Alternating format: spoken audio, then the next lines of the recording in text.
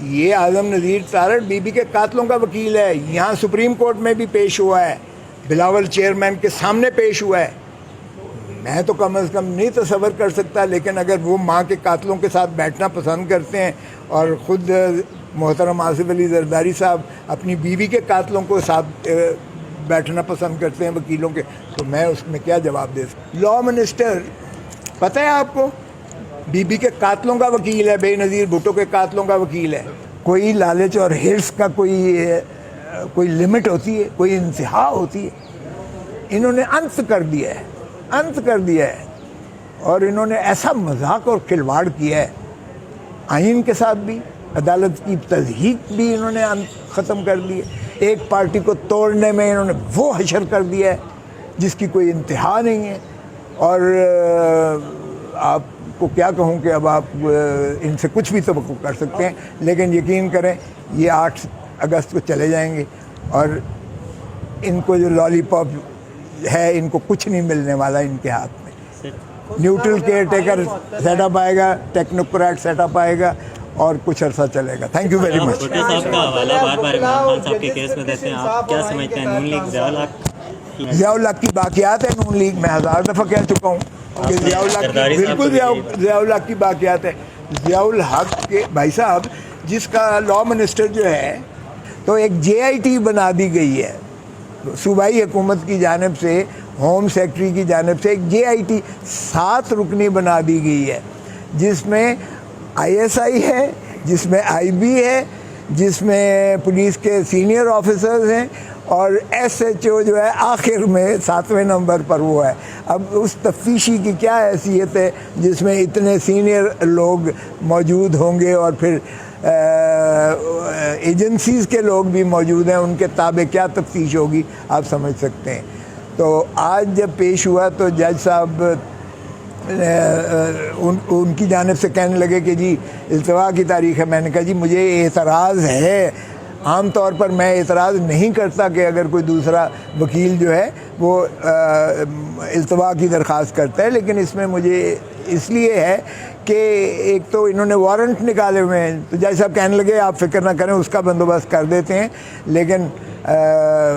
میں نے کہا پھر تو ٹھیک ہے، اگر بالکل انہیں آپ سن لے جتنا دفعہ۔ تو اس پر ایک جج صاحب نے کہا کہ FIR تو پڑھیں ذرا، پہلے FIR دیکھیں تو صحیح اس میں کچھ ہے بھی صحیح۔ اور پھر جب وہ FIR پڑھنے لگے تو پھر جسٹس آفریدی صاحب نے کہا سارا سنیں گے، بعد میں سنیں گے۔ تو یہ ہم نے حربے بڑے دیکھے ہیں، جب کیس میں کچھ نہ ہو اور آپ نے کسی کو صرف پریشان کرنا ہو تو پھر آپ اس طرح سے دوڑ لگواتے ہیں، اپنی بھی لگاتے ہیں، آپ فرار کرتے ہیں، بھاگتے ہیں، اور دوسرے فریق کو جو ہے آپ دوڑ لگواتے ہیں تاکہ اس کو پیچیاں پڑیں۔ تو آج واضح ہو گیا کہ جو آبزرویشنز جج صاحب نے پچھلی ڈیٹ پر دی تھی، جو ایڈمٹ کرتے ہوئے نوٹس دیتے وقت جس کا احاطہ جج صاحب نے اپنے فیصلے حکم میں کیا تھا، اور آج کی جو آبزرویشنز تھیں،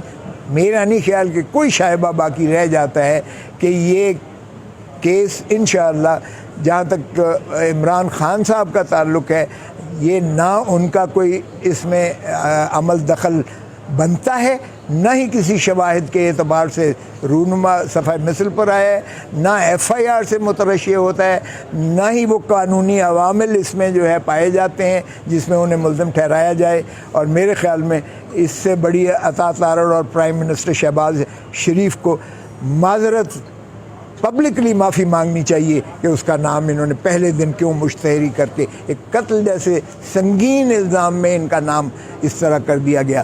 سیاست بھلے ہو 100,000 آپ سیاست میں اس طرح کے آپ اپنے اختلافی نظریات رکھیں، لیکن اس حد تک نہ گریں کہ ایک دوسرے پر جھوٹے قتل کے مقدمے کر کے اور ان کو سزائے موت کی جو ہے وہ ایک قسم کا